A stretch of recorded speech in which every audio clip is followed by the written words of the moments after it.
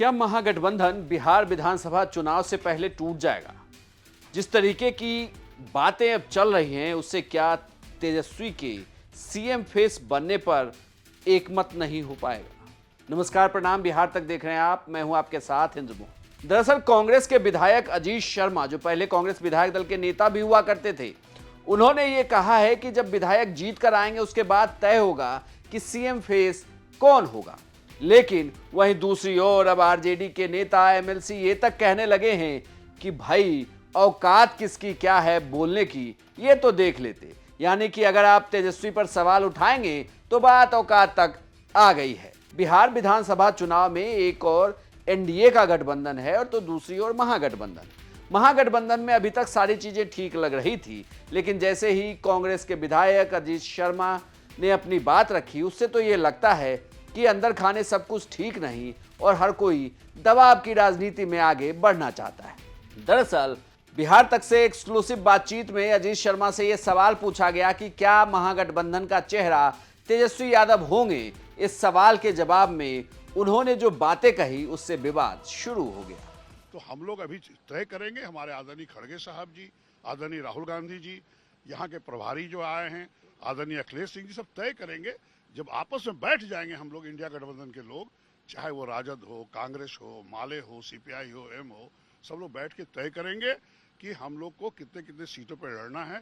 यानी सीएम जो होगा वो चुनाव के बाद क्या फैसला होगा महागठबंधन में? हम उस विधायक जो लोग आएंगे लोग बैठ के तय कर लेंगे। अजीत शर्मा के बयान के अपने तर्क हैं। ये वो तर्क है जिसके जरिए कोई भी नेता ये कहता है कि तय तो आला कमान करेगी, लेकिन साथ ही आपको ये नहीं भूलना चाहिए कि अजीत शर्मा कांग्रेस विधायक दल के नेता रह चुके हैं और सीनियर विधायकों में से एक हैं जो पार्टी की कमान तक जिन्होंने संभाली है। ऐसे में अब जब वो ये बयान दे रहे हैं, साथ ही सीटों का लेकर भी जब सवाल किया गया तो उन्होंने साफ साफ कहा कि 70 सीट से कम तो नहीं लड़नी चाहिए। लेकिन जब यह विवाद सामने उठ गया तो आरजेडी के कई नेता सामने आए। उसमें से एमएलसी कारी सोहेब ने ये तक तो कह दिया कि भाई औकात किसकी है क्या बोलने की, ये भी देख लिया जाए।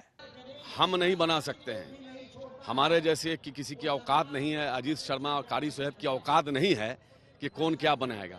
बिहार की जनता जिसको चाहेगी बनाएगी और बिहार की जनता ने तय कर दिया है कि तेजस्वी जी को मुख्यमंत्री बनाना है और मान चुकी है बिहार की जनता। कौन क्या बोलता है उससे हमको मतलब नहीं है, हमको मतलब है जनता से।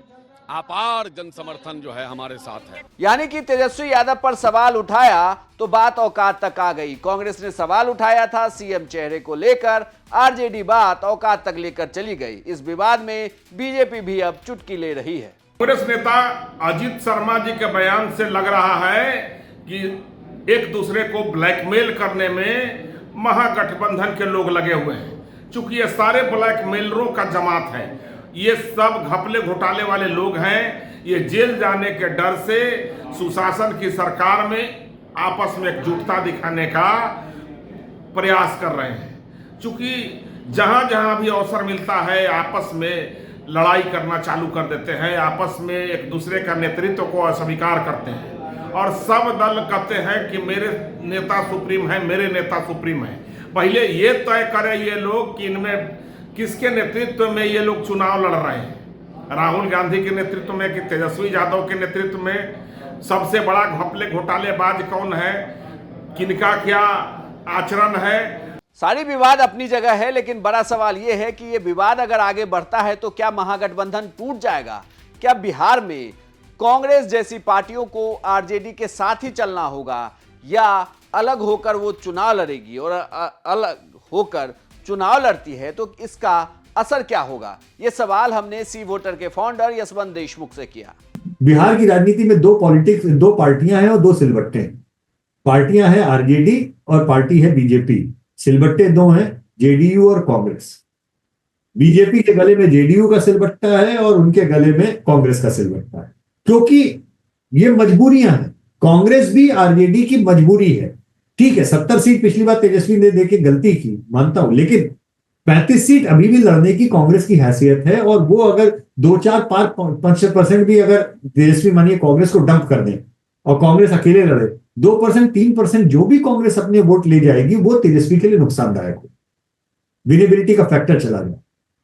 तो ये दोनों ही गले में फांस भी हैं, उसके बगैर जीत भी नहीं सकते, ना निगल सकते हैं ना थूक सकते हैं, इनका कुछ उपाय नहीं।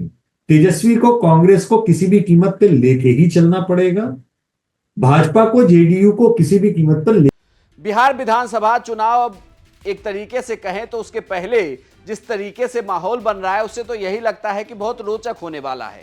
एक और एनडीए में नीतीश कुमार के नाम पर पहले भले ही सस्पेंस था, लेकिन वहीं दूसरी ओर अब तेजस्वी के सीएम फेस होने पर भी विवाद शुरू हो गया है।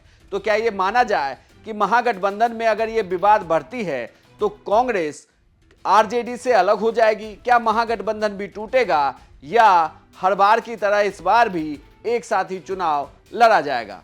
आपकी क्या राय है हमें कमेंट बॉक्स में लिखकर जरूर बताएं और बिहार की तमाम खबरों के लिए देखते रहिए सिर्फ बिहार तक।